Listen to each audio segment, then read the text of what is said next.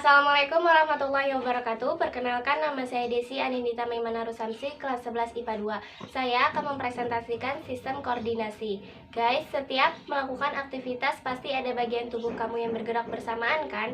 Misalnya, ketika kamu menyapu halaman, bagian tubuh yang otomatis bergerak adalah tangan, kaki, juga indera penglihatan. Kemudian ibumu memanggil, otomatis telinga kamu yang mendengarnya. Nah, seluruh gerakan orang responsif itu digerakkan oleh sistem yang disebut sebagai sistem koordinasi pada manusia, guys. Apa itu sistem koordinasi? Untuk menjawabnya, kalian bisa simak video ini baik-baik ya. Pengertian sistem koordinasi. Sistem koordinasi adalah sebuah sistem yang mengatur kerja organ-organ pada tubuh. Sistem ini berperan untuk memerintahkan setiap organ untuk dapat bekerja sama, mendukung fungsi tubuh agar bekerja dengan baik. Fungsi sistem koordinasi pada manusia diperlukan untuk mengendalikan setiap bagian dalam tubuh agar gerakan yang dihasilkan menjadi tepat sasaran. Tanpa sistem koordinasi, seluruh organ tubuh tidak mampu bekerja sama. Macam-macam sistem koordinasi. Masing-masing organ tubuh kita memiliki fungsi yang berbeda-beda. Untuk tubuh kita memiliki komponen yang menghubungkan setiap organ yang disebut saraf dan darah. Berikut merupakan jenis sistem koordinasi. Yang pertama ada sistem endokrin. Sistem endokrin di dalam tubuh manusia bertugas mengatur kinerja hormon-hormon yang diproduksi oleh tubuh. Misalnya mengatur jumlah cairan tubuh, kecepatan pernapasan, suhu tubuh, siklus menstruasi pada wanita, hingga mengatur perasaan atau mood kita. Endokrin mengandung hormon yang dihasilkan dari organ bernama kelenjar. Nah, hormon yang dihasilkan pada endokrin akan disalurkan ke bagian organ tubuh lain yang menjadi tujuannya lewat sirkulasi darah kita. Kerja sistem endokrin di bawah perintah saraf dan sistem inilah yang menentukan kapan kelenjar harus memproduksi hormon dan kapan melepaskannya. Proses kerja pada sistem endokrin cenderung lebih lambat dalam mengatur aktivitas yang terjadi di tubuh kita. Yang kedua ada sistem saraf.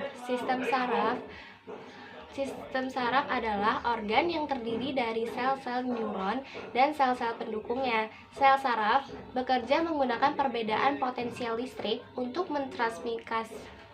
mentransmisikan sinyal dari satu tempat ke tempat yang lainnya. Sistem saraf menyampaikan informasi secara cepat melalui sinyal-sinyal listrik yang dialirkan ke organ tubuh lewat jaringan saraf. Sinyal elektrik inilah yang digunakan untuk mengatur dan mengkoordinasi organ di dalam tubuh kita.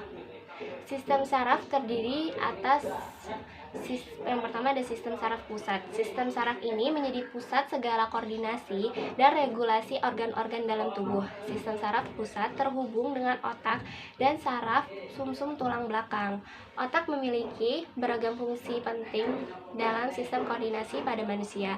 Sistem koordinasi saraf yang terhubung ke otak dapat memberi sinyal untuk meningkatkan laju jantung hingga kecepatan dalam berpikir. Otak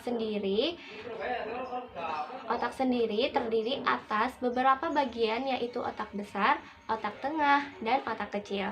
Sedangkan bagian saraf pusat yang lainnya adalah sumsum tulang belakang yang berperan dalam gerak refleks dan menghubungkan rangsangan dari dan menuju otak. Sistem saraf yang kedua ada sistem saraf tepi. Pada sistem saraf ini terdapat beberapa saraf-saraf kecil yang menghubungkan otak dan tulang belakang dengan organ saraf tepi. Sistem koordinasi saraf tersebut adalah saraf somatik dan saraf otonom. Saraf somatik berperan menerima rangsangan dari luar tubuh dan menyampaikannya ke otak. Sedangkan saraf otonom bekerja secara tidak sadar saat organ tubuh istirahat atau ketika mencerna makanan. Sistem koordinasi yang ketiga ada alat indera. Sistem ini terdiri dari indera penglihatan, indera pendengaran, dan indera perasa. Masing-masing indera ini memiliki fungsi yang berbeda-beda. Di dalam organ indera terdapat ujung saraf yang sangat peka terhadap rangsangan yang disebut reseptor. Alat indera ini merupakan bagian dari sistem koordinasi pada manusia yang berfungsi untuk menerima rangsangan dari luar. Reseptor kemudian meneruskan informasi tersebut ke otak. Nah, itulah sistem koordinasi pada manusia yang bisa kamu pelajari. Dari pembahasan tadi, kamu tentu menjadi lebih paham betapa pentingnya sistem koordinasi dalam tubuh kita kan, guys? Sekian presentasi dari saya. Kurang lebihnya mohon maaf. Wassalamualaikum warahmatullahi wabarakatuh.